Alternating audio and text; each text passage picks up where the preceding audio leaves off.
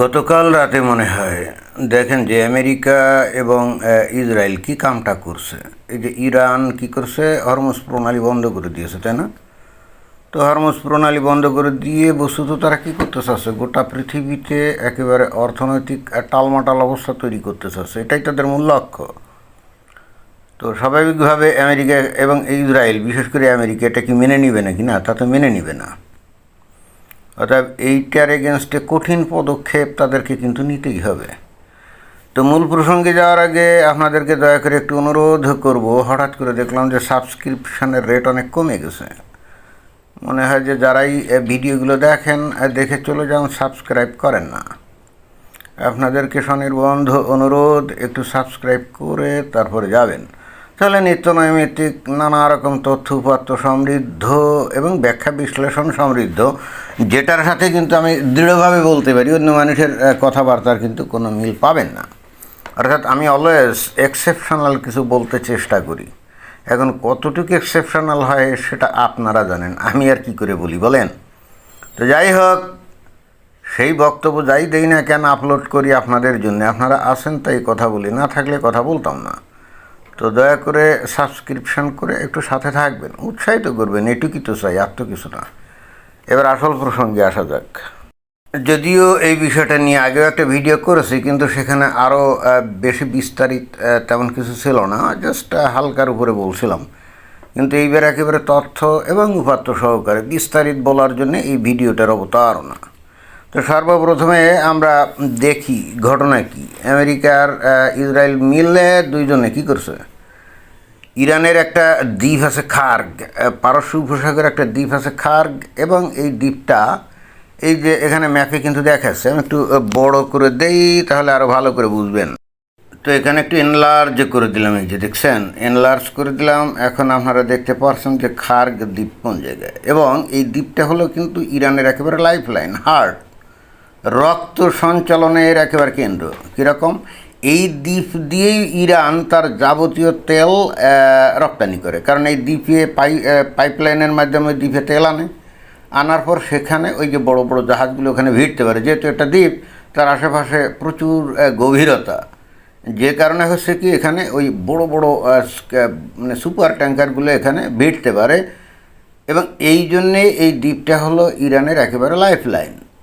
এতদিন ধরে, এই 12-13 দিন ধরে যুদ্ধ হয়েছে, এই দ্বীপে কিন্তু আমেরিকা কখনোই হস্তক্ষেপ করে নাই, মানে এই দ্বীপে কখনো ওই যে বোমা টোমা মারে নাই। আমেরিকার চিন্তা ছিল যে এই পর্যন্ত যেভাবে এই ইরানের মিলিটারি ইনস্টলেশন, তারপরে তাদের যে ওই যে মিসাইল লঞ্চার, তারপরে যে ডিপো টিপো ছিল, মিসাইলের ডিপো, তারপরে ওই ড্রোনের ডিপো যেভাবে ভাঙছে, মানে যেভাবে ডেস্ট্রয় করছে, হয়তো ইরান হয়তো একটা নেগোসিয়েশনে চলে আসবে এবং একটা সমঝোতা হবে। কিন্তু যত বেশি ক্ষতি হচ্ছে ইরানের, তত বেশি ওরা আরও উগ্র হচ্ছে, মানে দৃঢ়পণ করেছে, দরকারে ইরান এবং ইরানের জনগণ সমেত এই দুনিয়া থেকে তারা নিশ্চিহ্ন হয়ে যাবে, কিন্তু সমঝোতার পথে আসবে না। তো এতদিন ধরে আমেরিকা যে কাজটা করছে, ইরানের শুধুমাত্র মিলিটারি ইনস্টলেশনের দিকে নজর দিয়েছিল, সেগুলো ধ্বংস করছে, আর শুধুমাত্র ওই যে কিছু তেলের যে ডিপো আছে ওইগুলো ধ্বংস করছে। কিন্তু মেইন যে কেন্দ্র, অর্থাৎ তাদের যে মানে তেল রপ্তানির যে মূল কেন্দ্র, এইটা কিন্তু ধ্বংস করে নাই। তো ইরান কি কাম করেছে, হরমুজ প্রণালী বন্ধ করে দিয়েছে, ঠিকই আছে, কিন্তু ওদের তেল তো ঠিক মতোই রপ্তানি করে। তো এইটা তো আমেরিকা অ্যালাউ করবে নাকি? তুমি অন্য দেশের জাহাজ যাইতে দিবা না, আর তোমার জাহাজে তেল ভরে তুমি পৃথিবীর বিভিন্ন দেশে বাড়াইবা আর যুদ্ধের খরচ মিটাইবে, এটা তো হয় না। তো এই খার্গ দ্বীপে গতকাল রাতে ব্যাপক বম্বিং করছে, এবং সেটা আমরা একটু দেখি। এই যে এখন দ্বীপটা দেখা যাচ্ছে, এখানে ওই যে বহু কিন্তু ওই যে ট্যাঙ্ক আছে দেখছেন, ডিপো, ওই যে গোল গোল যে ওগুলো বড় বড় তেলের কিন্তু ডিপো, এবং এখানে ইরানের ব্যাপক অস্ত্রপাতির ঘাঁটি আছে।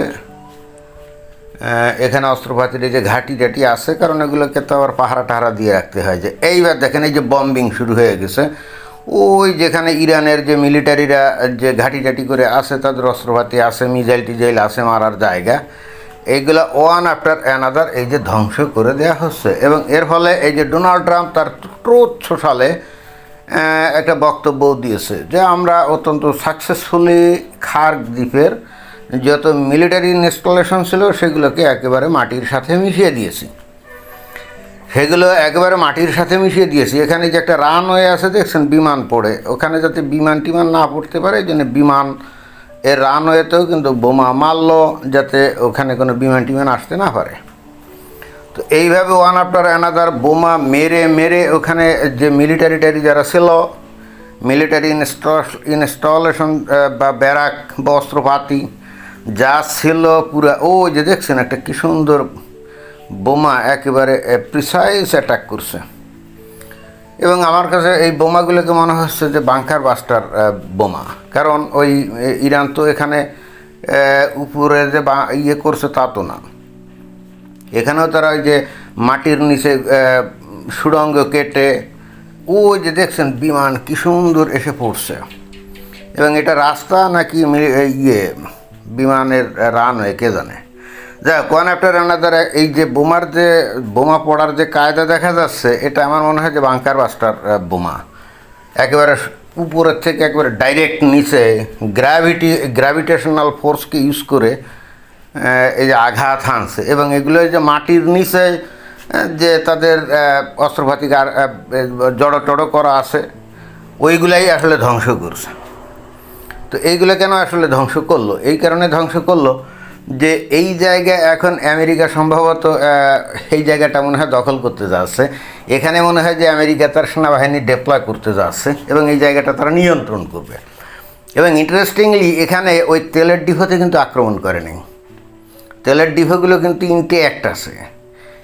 এখানে যতগুলো বম্বিং আমরা দেখলাম তার একটা কিন্তু ওই যে গোল গোল যে তেলের ডিপোদের যেগুলো দেখলাম না, ওখানে কিন্তু একটাও আক্রমণ করেনি। ডোনাল্ড ট্রাম্প বলছে না, তেলের ডিপোতে আক্রমণ করো না, ওখানে শুধুমাত্র মিলিটারি টার্গেটে আক্রমণ করো যাতে ওরা ওখানে মাটি সাফা পড়ে ধ্বংস হয়ে যায়, আর বাকি যেগুলো আছে জীবন বাঁচানোর জন্য ভেঙে যায় জানি, যাতে করে আমেরিকান সেনাবাহিনী কত 2,500 না 3,000 জানি ওখানে ডেপ্লয় করবে মনে হচ্ছে। অর্থাৎ এই কাজটা এই কারণে করছে যে ওই হরমুজ প্রণালী আটক করে দিয়ে সারা পৃথিবীকে ব্ল্যাকমেল করতে চাচ্ছে ইরান। তো তার প্রতি উত্তর হিসেবে এই জায়গাটা এখন আমেরিকা দখল করতে চাচ্ছে এবং এই জন্যে এখানে মিলিটারি যে ইয়ে আছে, ইনফ্রাস্ট্রাকচার আছে, এগুলো সব ধ্বংস করে দেওয়া হচ্ছে। আর একবার আমেরিকান সৈন্য ওখানে যদি যায়, ওর সাধ্য নাই, ইরানের সাধ্য নাই তাদেরকে ওখান থেকে আউট করবে। কারণ হচ্ছে ওদের তো বিমান বাহিনী নাই, ওদের তো নৌবাহিনীও নাই, তো ওটা তো দ্বীপ, তাহলে কি করবে? তাহলে ওরা ওই মেইনল্যান্ডের থেকে তাদের কি করতে হবে? মিসাইল মারতে হবে, নইলে ওই কী মারতে হবে? ওই ড্রোন। এবং সেগুলো এসে ওদেরই যে তেলের যে ডিপো সেখানে এসে আঘাত হানবে। অর্থাৎ তাদের এইবার তারা নিজেরাই নিজেদেরটা কিন্তু আক্রমণ করে ধ্বংস করবে। আমেরিকান সেনাবাহিনী ওরা যখন এখানে থাকবে তখন ওই যে বাংকারের মধ্যে এতদিন ইরানি সেনারা ছিল না, ওখানে গিয়েই তো আমেরিকান সেনারা ঢুকে থাকবে।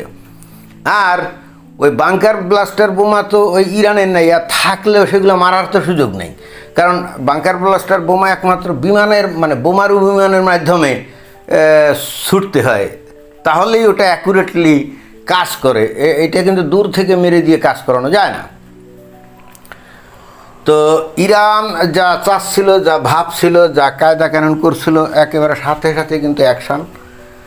এখনও পর্যন্ত কিন্তু ইরানের এই তেল রপ্তানির এই যে ইনফ্রাস্ট্রাকচার, এই যে খার্গ দ্বীপ, এটা ধ্বংস করে নাই। এখন ওই আমেরিকার সেনাবাহিনী যদি ওখানে ডেপ্লয়মেন্ট করতে না পারে, ধরা যাক ডেপ্লয়মেন্ট করতে গেলে প্রচণ্ড প্রতিবন্ধকতার সম্মুখীন হলো, ওই খার্গ দ্বীপে হয়তো এখনও অনেক IRGCর লোকজন আছে, ওখানে সুবিধা করতে পারলো না, বেশ কিছু মারাটারা গেল, তখন কী হবে? এখানে তেলের ডিপো কি তখন আর আস্ত রাখবে নাকি আমেরিকা বা ইসরায়েল? না, দেখবেন যে একেবারে এই তেলের ডিপো সব শেষ।